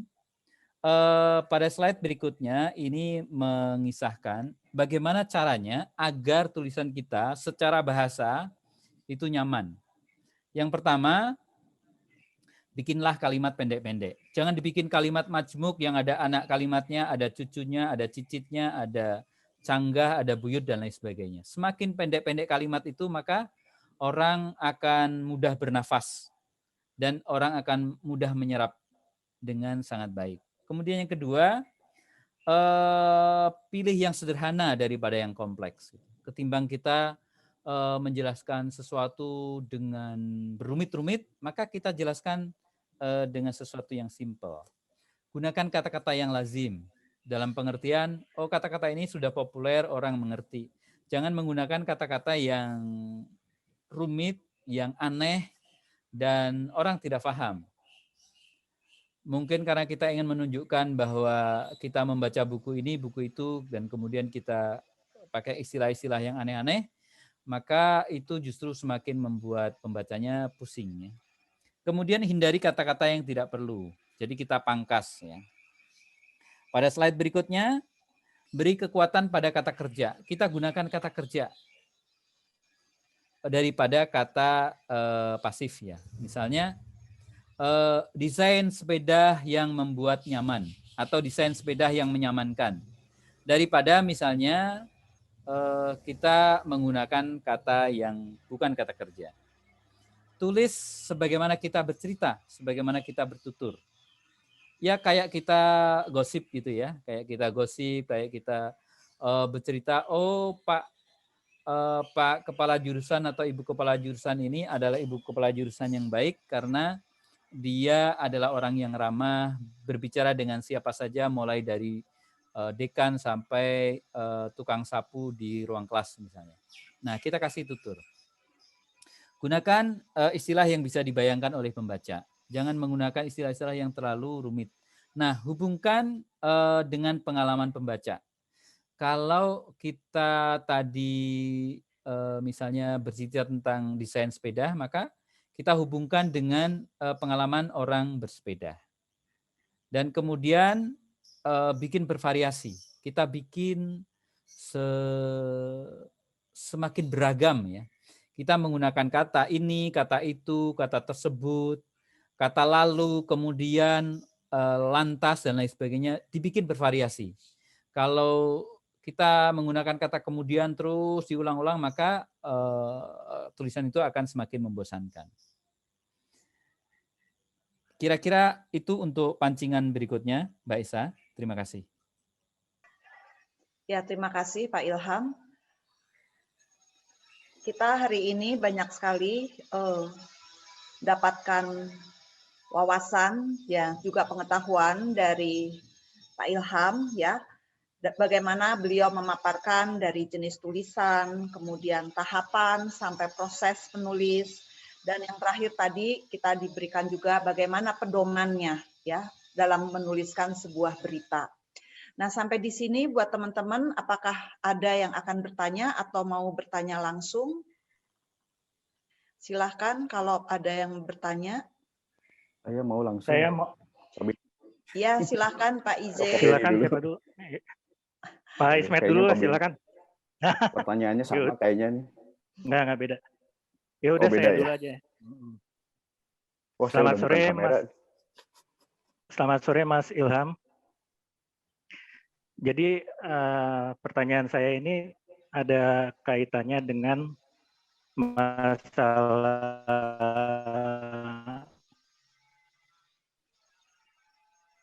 subjektivitas atau objektivitas, kepantasan atau ketidakpantasan misalnya. Terus saya juga akan menanyakan apakah ini ada hubungannya juga dengan kode etik yang berlaku di wilayah jurnalistik atau pers misalnya kayak gitu. Jadi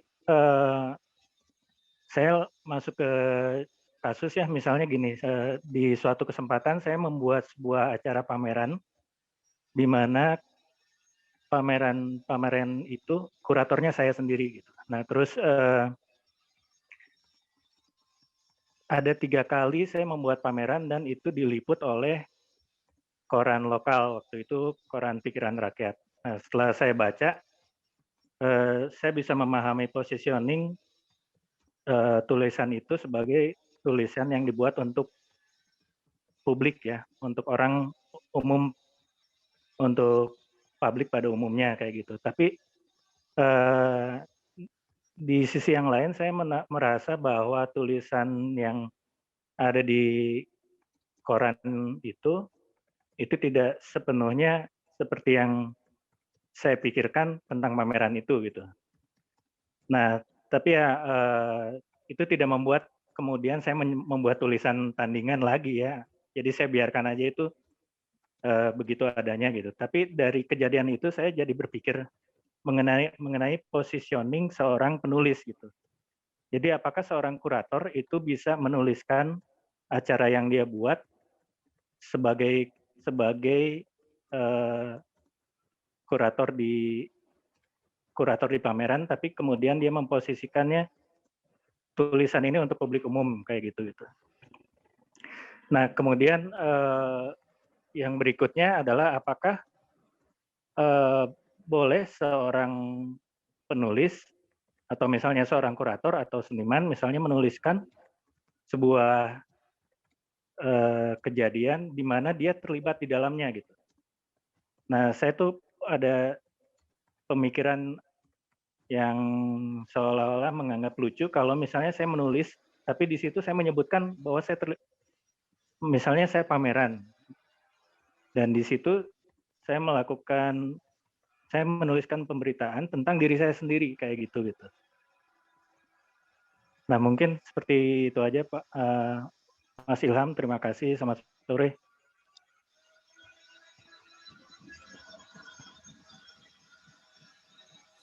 Langsung dijawab, Mbak Isa?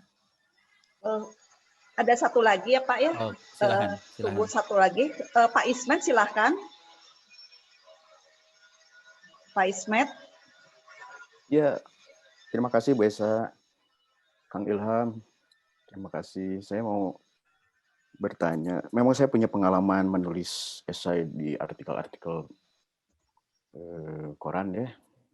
Tahun 2007 sampai 2010 saya rajin tuh ya nulis di Kompas, pernah masuk juga di esai, lalu di Pikiran Rakyat.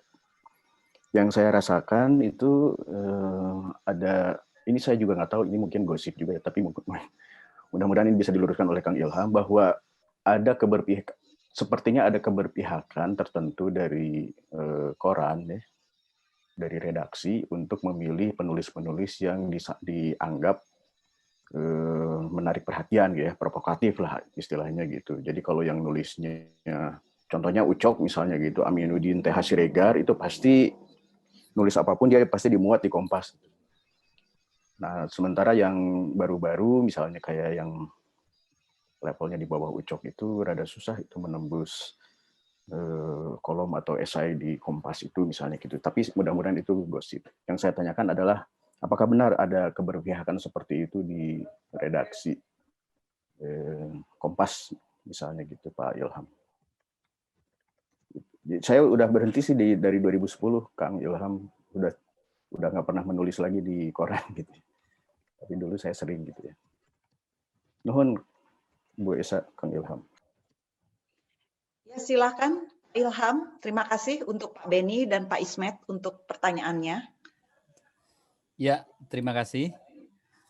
Untuk Pak Beni, bagaimana kalau kurator menuliskan tentang pameran yang dikurasinya, atau seniman menuliskan tentang pamerannya sendiri?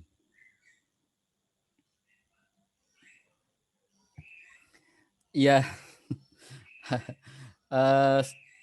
ini soal kelaziman saja ya. Saya tidak bicara halal dan haram ya. Saya tidak bicara masuk ke wilayah etika, tetapi saya pertama-tama akan bicara tentang kelaziman dan logika ya. Ketika seorang kurator mengkurasi satu pameran, biasanya pameran itu akan disertai dengan katalog ya. Dan di dalam katalog itu kurator diberi kesempatan untuk memberikan pengantar kuratorial yang menyajikan kenapa pameran itu dibuat, siapa seniman ini, apa menariknya pameran ini tentang apa, dan bagaimana konteks pameran ini dalam seni rupa di Indonesia atau di dunia, dan apa manfaatnya pameran ini buat kepentingan publiknya. Kira-kira seperti itu.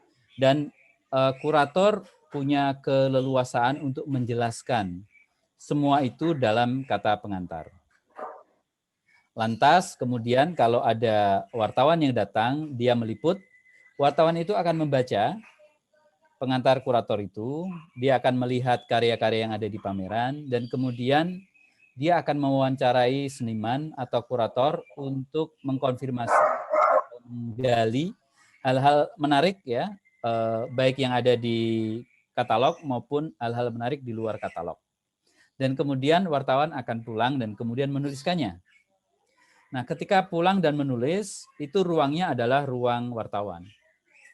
Kalau wartawan itu punya latar belakang seni rupa, maka dia akan memiliki modal untuk menulis tidak hanya reportase, tapi mungkin sudah bisa masuk ke tinjauan seni, ulasan seni, atau mungkin juga masuk ke kritik seni. Tetapi kalau wartawan itu misalnya dia wartawan baru atau tidak punya latar belakang seni rupa, tentu saja dia akan menulis sesuai dengan apa yang dia pahami dan perspektif yang dia punya. Nah, maka kasus yang seperti dialami Pak Beni itu mungkin saja terjadi. Apa yang diinginkan kurator bahwa pameran ini menariknya yang kayak gini nih sebetulnya. Aspek ini nih, perspektif ini nih. Tetapi ternyata yang muncul di koran justru perspektif yang lain. Nah, itu ya di luar kendali dari kurator atau seniman. Tetapi pertanyaannya juga bisa kita balik. Kalau pameran itu menarik pada segmen itu atau aspek itu, kenapa itu tidak mudah tertangkap oleh wartawan dan kemudian itu yang diberitakan? Apakah model komunikasinya, kemasannya, atau pengantar kuratorialnya mungkin kurang cukup meyakinkan buat wartawan itu sehingga dia tidak menyentuh itu? Nah, mungkin juga bisa ditanya soal itu. Nah, apakah kurator bisa menuliskan pameran yang dia kurasi? Kalau sepengetahuan saya di Kompas, lazimnya ketika seseorang berpameran atau mengkurasi, maka tugasnya sudah selesai. Ulasan, liputan, dan kritik itu adalah tugas oleh orang yang berbeda.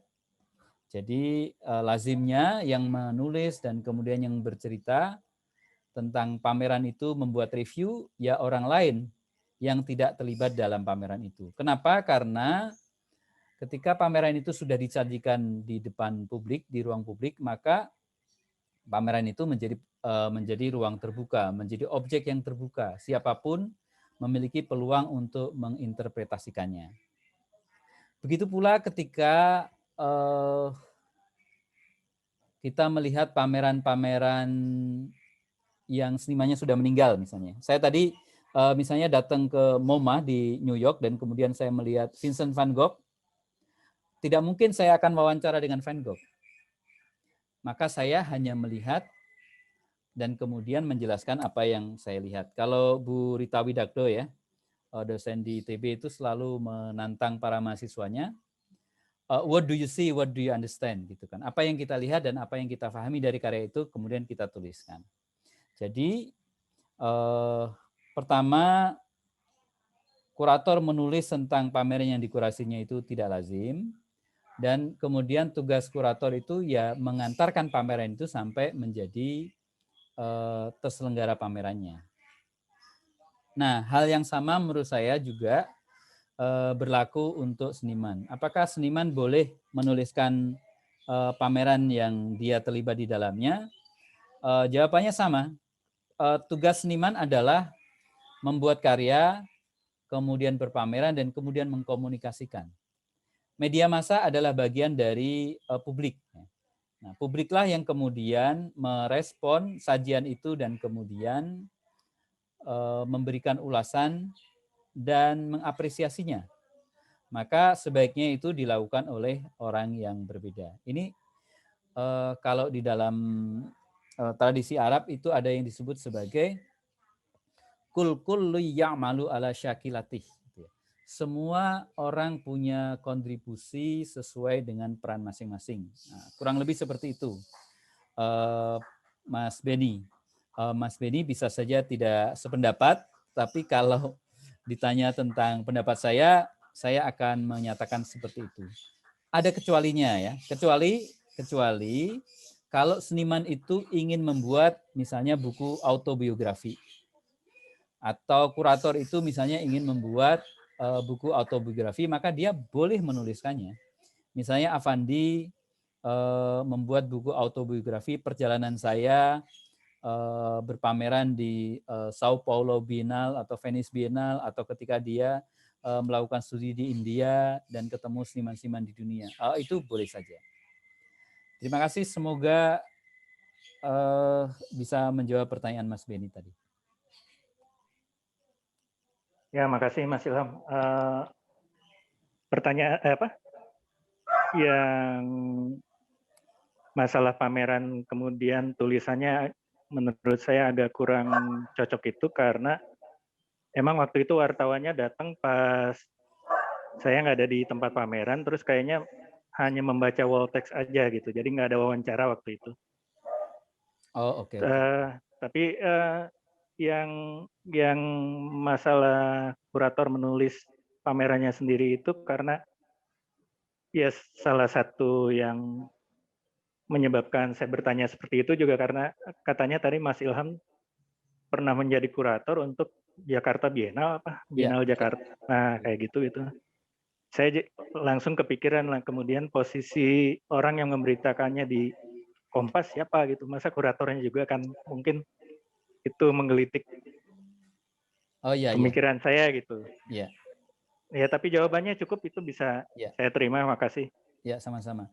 Nah, sebagai tambahan, ketika saya menjadi kurator Jakarta Biennale, Kompas meliput, tetapi yang meliput tentu saja bukan saya. Jadi saya serahkan kepada wartawan yang meliput itu mau membuat tulisan seperti apa, mau mengkritik dan lain sebagainya juga boleh. Kemudian satu lagi dari Pak Ismet, apakah koran memiliki keberpihakan? Saya ingin berterus terang ya bahwa koran itu tidak bisa netral. Menurut saya jargon bahwa koran itu netral atau media netral itu tidak boleh. Media itu harus memihak. Pertanyaannya, pihak mana yang akan dibela oleh media? Nah, itulah menjadi pilihan dari kebijakan masing-masing media. Kalau buat saya, sebaiknya media memihak kepentingan publik. Ya. Semakin publik berkepentingan tentang peristiwa itu, tentang tulisan itu, tentang berita itu, maka media memiliki mandat ya, untuk memberitakannya, untuk menerbitkannya. Katakanlah misalnya, tempo hari ada penggusuran ya, tadi saya ngobrol sama Mbak Isa di Taman Sari ya, maka itu adalah peristiwa penting yang media wajib memberitakannya. Dan kalau buat saya, media harus berdiri dengan memberikan ruang ya, kepada pemerintah yang ingin merapikan tempat itu, tetapi pada saat bersamaan juga memberikan ruang kepada warga agar kalaulah mereka memang tidak memiliki hak sertifikasi atau hak guna lahan, ya, mereka juga berhak untuk diperlakukan sebagai warga yang baik. Mereka diberi pesangon, mereka diajak komunikasi sebelum digusur, dan lain sebagainya. Nah, terkait dengan hal itu, begitu pula yang berlaku dengan opini. Opini di media, menurut saya sebaiknya media memihak kepada opini yang paling dianggap penting oleh pembaca. Jadi media itu mewakili pembaca. Opini yang datang ke koran, katakanlah saya ambil contoh koran Kompas, itu banyak sekali. Setiap hari ratusan yang datang, ya. Setiap bulan ribuan yang datang dan harus memilih. Katakanlah ada satu pameran di Galeri Nasional, misalnya ada pameran, misalnya pameran yang dikurasi oleh Mas Beni di Galeri Nasional. Kemudian ada 3 penulis, ya, 3 penulis yang menulis pada tentang pameran yang sama. Maka media harus memilih karena ruangnya terbatas kan ya. tulisan si A, si B, si C. Nah, media akan memposisikan diri sebagai pembaca. Mana di antara 3 tulisan itu yang kira-kira mampu menggambarkan pameran itu dengan sangat baik, maka itu yang akan dipilih. Itu jadi pilihan pertamanya pada konten ya. Konten itu konten yang paling menarik. Yang kedua, media pasti akan mempertimbangkan penulisnya. Mana di antara 3 itu yang penulisnya memiliki track record, rekam jejak yang bisa dipercaya, kredibel, kompeten, memiliki kompetensi di bidangnya, misalnya latar belakang akademik dan lain sebagainya. Karena kalau media tidak mempertimbangkan penulis, maka dia bisa kejeblos ya. Misalnya penulis itu tidak dikenal, apakah kutipannya itu kutipan beneran atau dia plagiasi dan lain sebagainya, itu patut sangat dipertimbangkan. Kalau ada penulis yang punya track record memplagiasi, maka biasanya itu akan langsung masuk ke catatan hitam. Kemudian yang ketiga, menurut saya, media akan mempertimbangkan perspektif, bahasa, dan kemudian panjangnya tulisan. Kalau di dalam opini Kompas misalnya, esai budaya itu panjangnya sekitar 5.000 karakter atau 6.000 karakter. Kalau penulis itu mengirim 10.000, maka itu memberikan pekerjaan rumah yang berat buat editor. Maka dia akan cenderung memilih tulisan yang tidak terlalu banyak mengedit. Nah, kira-kira seperti itu. Jadi, kalau kemudian ada kesan, katakanlah Kompas lebih memberikan ruang kepada penulis-penulis tertentu, menurut saya pertimbangannya itu tadi, Mas Ismet. Pertimbangannya adalah kualitas konten tulisan itu, kemudian adalah kebetulan namanya sudah dikenal dan media percaya pada nama itu, dan membangun kepercayaan itu memang butuh waktu. Dan kemudian yang ketiga, kebetulan tulisan itu tepat, panjangnya, diksinya, bahasanya, argumentasinya, cara pengungkapannya itu cocok dengan editor yang menggawangi opini tersebut. Jadi, apakah media memihak? Saya akan katakan dengan jujur, media punya keberpihakan. Tergantung pihak yang mana yang akan diperjuangkan oleh media itu. Semoga saya bisa menjawab pertanyaan dari Mas Ismet. Terima kasih. Ya, terima kasih Pak Ilham. Mungkin dari teman-teman yang lain ada yang mau bertanya lagi? Baik, kalau tidak ada, Pak Ilham, apa masih ada slide yang mau ditayangkan? Kita masih ada waktu. Boleh Mbak, kembali ke slide yang tadi. Oke. Nah, ini di prinsip penulisan. Teman-teman, ini ada beberapa prinsip penulisan yang agak teknis ya, tetapi mungkin bisa dijadikan pegangan. Pertama, kalau kita ingin menulis dan tulisan kita cepat selesai, sebaiknya fokus ya. Kita punya gagasan, kita fokus pada gagasan itu. Katakanlah ada pameran yang dikurasi Mas Beni, pameran itu tentang misalnya apa ya, keramik Jatiwangi misalnya, keramik Jatiwangi, maka kita akan fokus pada sisi yang kita inginkan, keramik Jatiwangi yang tembus ke desain internasional misalnya. Maka kita fokus pada internasionalisasi dari keramik itu. Slide berikutnya, jangan lupa untuk memeriksa akurasinya. Kita harus cek apakah namanya sudah benar, tanggalnya sudah benar, judulnya, kutipannya, ejaannya. Jangan sampai kita salah. Pada slide berikutnya, ini ada prinsip seperti ini. Tenang saja, tapi kita harus ngecek data dan akurasinya. Kemudian yang ketiga, ketika kita bingung untuk mengawali seperti apa, maka ada beberapa percobaan. Kita bikin misalnya 3 lead, ya. Kemudian pada akhirnya kita pilih lead atau kalimat pembuka yang mana yang paling cocok dengan kita. Jangan sampai kita tersesat ya, tersesat dengan membuat lead yang nggak kelar-kelar, akhirnya tulisan itu tidak kelar. Yang keempat, slide berikutnya, perbaiki kemudian. Jadi tulisan itu tidak harus kita selesaikan langsung sekali jadi.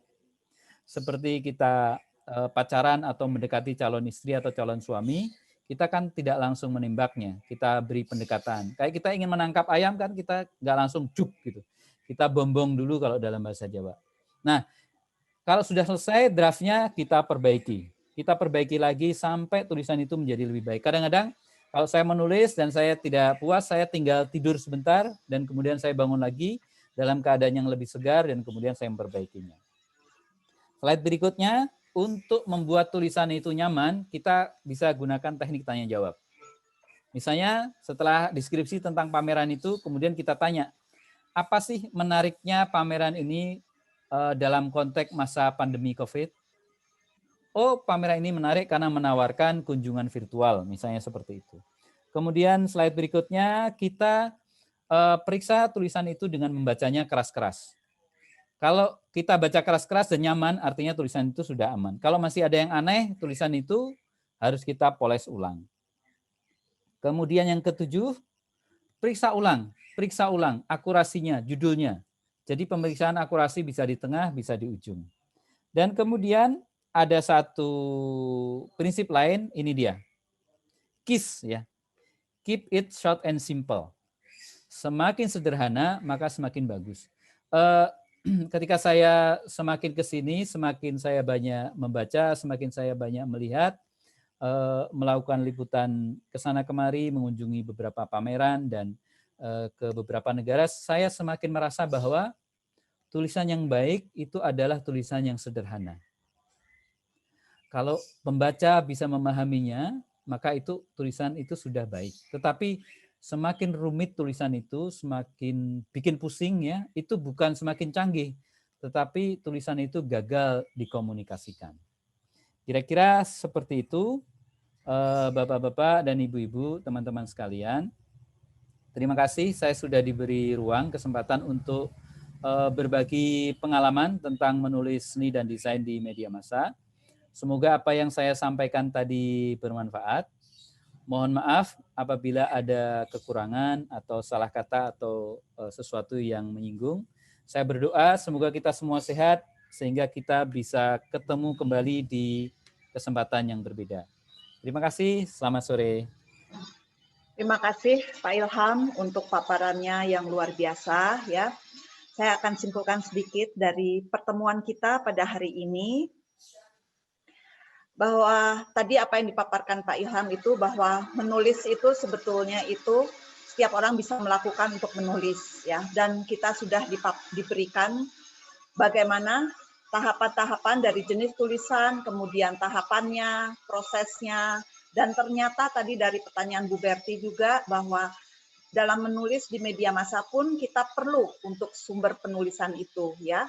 Kemudian kita juga mempelajari bagaimana 9 pedoman berbahasa dalam menulis berita, kemudian ada prinsip penulisan, dan yang terakhir itu KISS, ya, keep it short and simple. Demikian Bapak dan Ibu, terima kasih dan mohon maaf untuk semua kekurangan, dan terima kasih ya kepada Pak Andi, Pak Nyoman, Bu Sriwati ya yang sebagai panitia dalam kegiatan ini. Untuk menutup kegiatan ini, mohon bantuannya kepada Pak Andi untuk tutup dalam doa. Bapak Ibu sekalian, saya ajak untuk ikut berdoa yang sesuai dengan agama dan keyakinan masing-masing.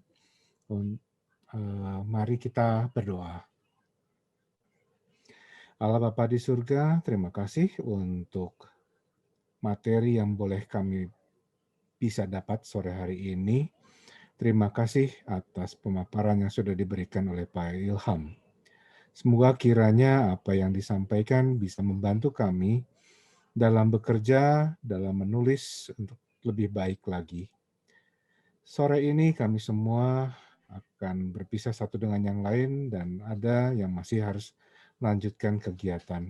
Berkatilah kami semua agar apa yang akan kami lakukan boleh berjalan sesuai dengan kehendak-Mu. Terima kasih ya Tuhan. Amin. Amin. Terima kasih Pak Ilham. Sehat selalu ya Pak ya. Salam untuk keluarga. Bapak Ibu, terima kasih banyak untuk kehadirannya, untuk pertanyaan-pertanyaannya. Semoga bermanfaat untuk kita semua. Selamat sore untuk semua. Tetap sehat ya.